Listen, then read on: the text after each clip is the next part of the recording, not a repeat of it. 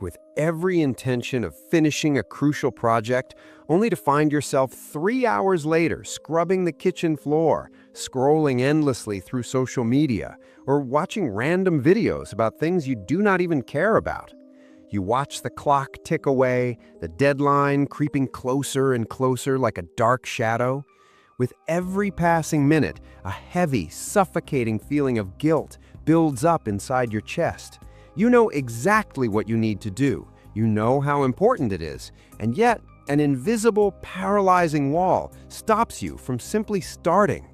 Society, your teachers, your parents, and perhaps even you yourself have a very simple, incredibly damaging word for this behavior. They call it laziness. They tell you that you lack discipline, that you have terrible time management skills, or that you simply do not care enough about your own future. But psychology reveals a truth that is far more complex and deeply heartbreaking. You are not lazy, and you do not lack willpower. You are trapped in a vicious, exhausting cycle of emotional regulation, and your procrastination is actually a severe trauma response. To truly understand this, we have to completely change the way we look at procrastination. It is not a problem with managing your time. It is a problem with managing your emotions. When you think about that pending task, whether it is an essay, a job application, or a creative project, your brain does not just see a simple chore. For many of us, especially those who struggle with deep-seated perfectionism, that task represents a terrifying mirror.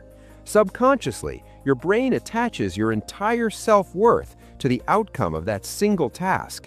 It whispers a toxic lie to you, insisting that if this project is not absolutely flawless, it means that you are a failure, that you are not smart enough, and that you are fundamentally unworthy of love or success. Suddenly, writing a simple email or starting a basic assignment is no longer just work. It becomes a massive psychological threat to your identity.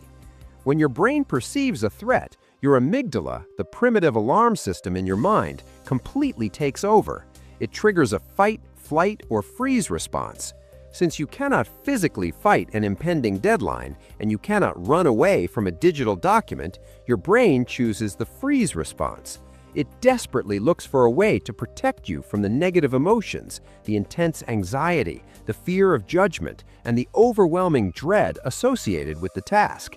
So it seeks immediate, short-term emotional relief. It pushes you toward distractions that offer a quick, cheap hit of dopamine, like checking your phone, eating sugary snacks, or suddenly deciding that your room needs to be spotlessly clean. In that brief moment of distraction, the anxiety vanishes and you feel safe again. Your brain has successfully protected you from the perceived emotional pain of the task. But this relief is a cruel, temporary illusion. The moment the distraction ends, reality comes crashing back down, and it brings a new, heavier burden with it. Now, you not only have the original anxiety about the task, but you also have the intense, crushing shame and guilt for wasting so much time. You start beating yourself up mentally, calling yourself stupid, lazy, and useless. This brutal self-criticism dramatically increases your stress levels, making you feel even worse about yourself than you did before. And because your stress is now higher, your brain's desperate need to escape and find emotional relief becomes even stronger. So, what do? You procrastinate again. You fall deeper into the black hole of avoidance, completely paralyzed by a storm of your own negative emotions. It's a perfect, inescapable trap, a self-fulfilling prophecy of sabotage. The root of this painful behavior often traces back to childhood conditioning. Many chronic procrastinators grew up in environments where love, praise, and validation were strictly conditional. You were only celebrated when you brought home the perfect grades, won the competition, or behaved flawlessly. Mistakes were not treated as normal parts of learning. They were treated as catastrophic failures or personal disappointments. As a result, you learned a very dangerous lesson at a very young age. You learned that your value as a human being is measured exclusively by your flawless achievements. Therefore, the fear of doing something imperfectly becomes greater than the fear of not doing it at all. The tragic logic of the perfectionist mind is this: if I try my absolute best and still fail, it means I am fundamentally broken. But if I wait until the last possible minute, if I sabotage myself by not giving myself enough time, I have a built-in excuse.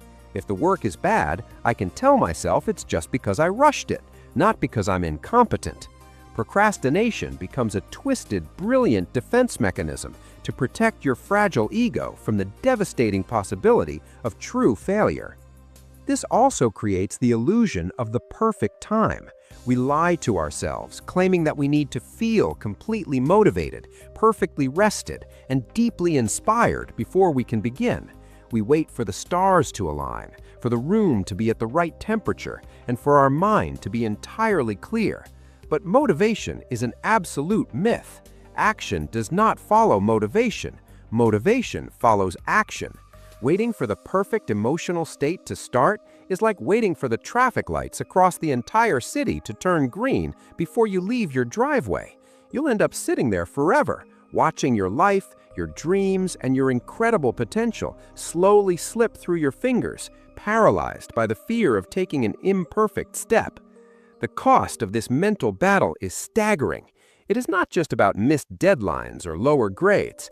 The true cost is the chronic, low-grade stress that constantly hums in the background of your life. It's the inability to ever truly relax, because even when you are resting, the shadow of the uncompleted task is standing right behind you, ruining your peace.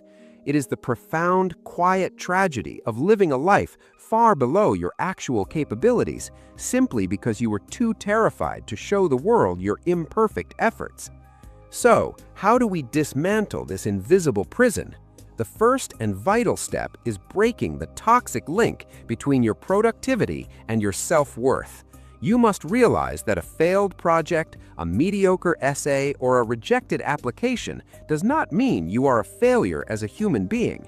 Your worth is inherent, not something you have to constantly earn through flawless performance. You have to replace brutal self-criticism with radical self-compassion. When you catch yourself procrastinating, instead of mentally attacking yourself, pause and recognize what is actually happening. Tell yourself, I am not lazy, I'm just feeling overwhelmed and scared right now, and that's okay. You have to give yourself permission to do things terribly. The sheer act of starting is the cure for the paralysis. Tell yourself that you will just write one terribly constructed sentence, read one single page, or work for exactly 5 minutes, and then you can stop. By lowering the stakes so drastically, you remove the psychological threat. You bypass the amygdala's alarm system. Once you take that first tiny, imperfect step, the massive wall of anxiety begins to crumble, and the momentum of action gently pulls you forward. It's time to forgive yourself for all the hours you have lost to the paralysis of perfectionism.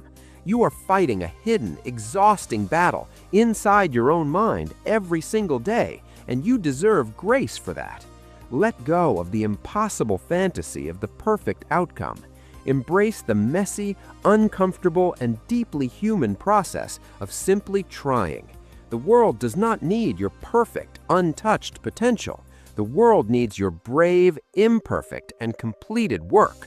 Stop waiting to be perfect. Take a deep breath and just start.